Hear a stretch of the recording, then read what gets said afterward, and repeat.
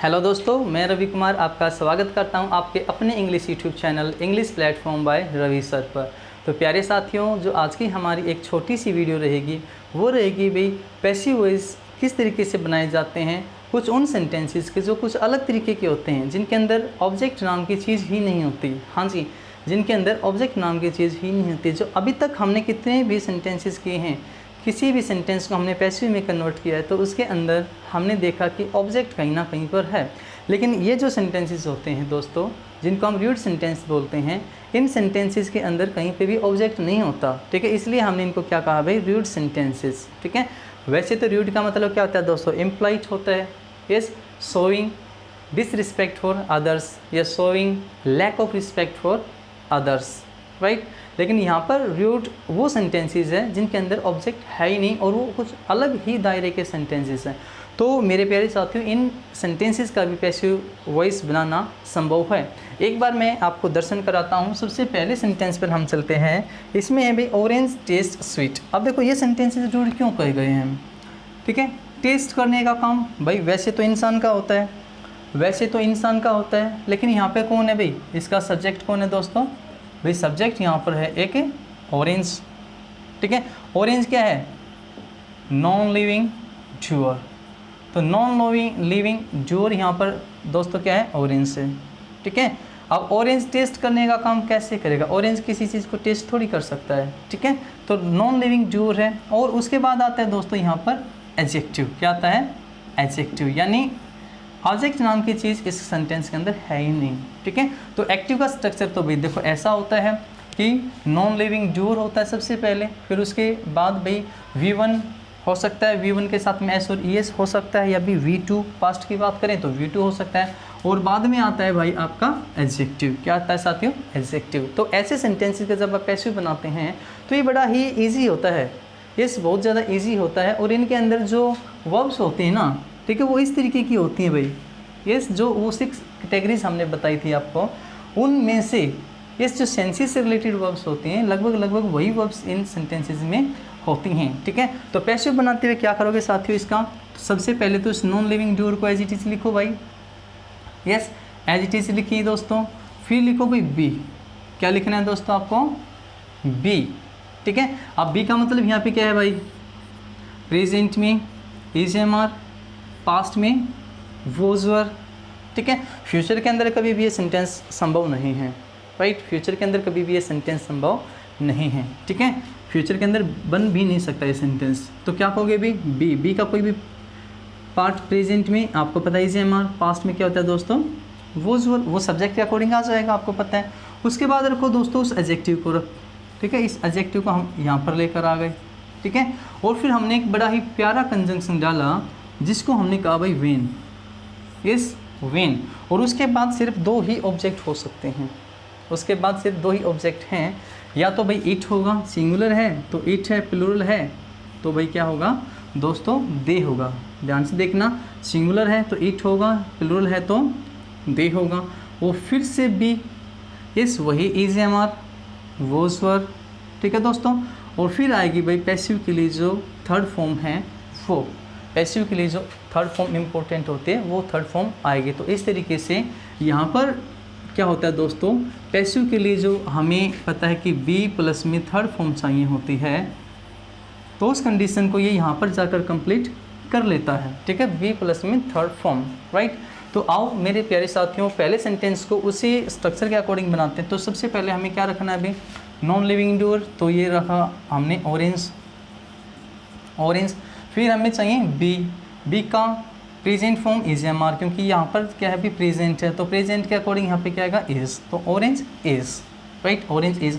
फिर रखना हमें एडजेक्टिव, तो एडजेक्टिव का एडजेक्टिव रखा भाई सौर होता है खट्टा, ऑरेंज इज श्योर।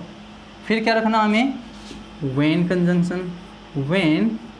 इस अब इस ऑरेंज के लिए क्योंकि ये सिंगुलर है इसलिए हमने रखा यहाँ पर इट, इस इट, राइट। फिर क्या चाहिए दोस्तों, हमें बी फिर से चाहिए। अब बी क्योंकि सेंटेंस प्रेजेंट में चल रहा है तो बी फिर इसके लिए भी इज। और फिर क्या चाहिए हमें दोस्तों, थर्ड फॉर्म। तो फॉर्म यहाँ पर सिर्फ वर्ब एक ही है, तो यहाँ पर क्या रख दोगे, टेस्टेड।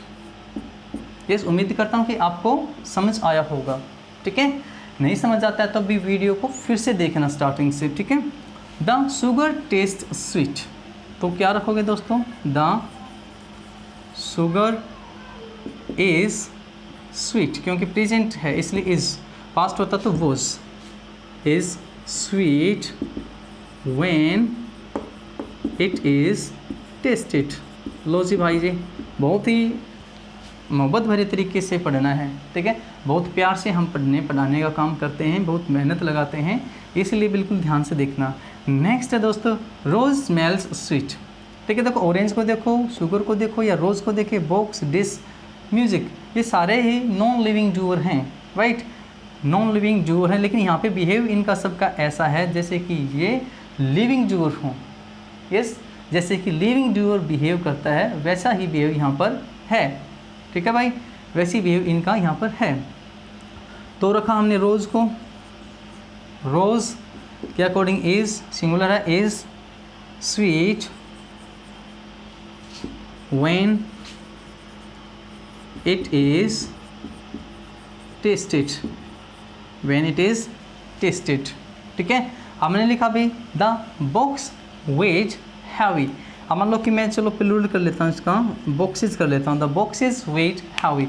अब की बार यहाँ पर क्या हुआ दोस्तों, पास्ट की चीज़ आई है ना, पास्ट की सेकंड में वे होती है, फर्स्ट फॉर्म वेट, तोलना, माप, ठीक है, मापना तो नहीं, तोलना, तोलने से रिलेटेड होता है वेट, ठीक है। तो यहाँ पर क्या है, उसका वेट ज़्यादा है, तो द बॉक्सेस पास्ट की बात है भाई, वर,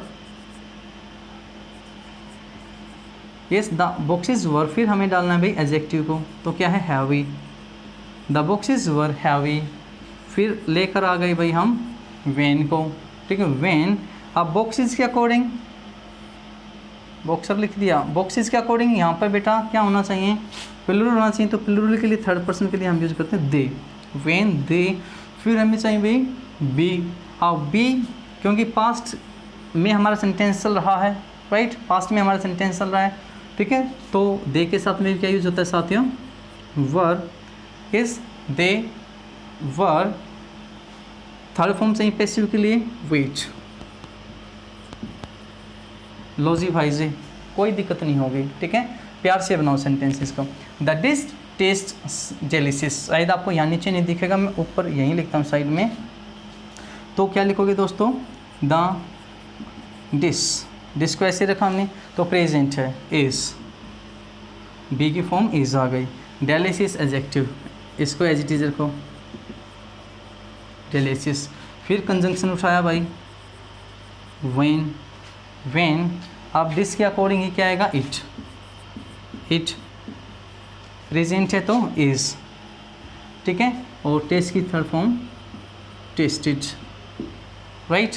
नेक्स्ट पे चलते हैं, the music hears melodies, the, अब म्यूजिक कोई सुनने का काम थोड़ी करेगा, लेकिन इस तरीके से यूज़ हुआ है, ठीक है, कि वो जैसे वो सुन रहा हो, लिविंग यहाँ पर होना चाहिए था, है ना, लेकिन नॉन लिविंग डूअर दिया है, तो द म्यूजिक प्रेजेंट है, hears is melodious, melodious when is when it, music according it, when it is heard, the music is melodious when it is heard। melodious का मतलब होता है साथियों बड़ा ही मधुर, ठीक है, बहुत ही ज़्यादा मधुर, ठीक है, मेलोडियस। और मेलोडीज की स्पेलिंग को बिल्कुल ध्यान से चेक करना, दो स्पेलिंग होती है, एक के अंदर ये ओ नहीं आता, ठीक है, तो वो भी करेक्ट होती है और ये भी करेक्ट होती है। तो ठीक है दोस्तों, मिलते हैं नेक्स्ट वीडियो में, तब तक के लिए दीजिए इजाज़त अपने साथी को, बाय बाय, गुड नाइट।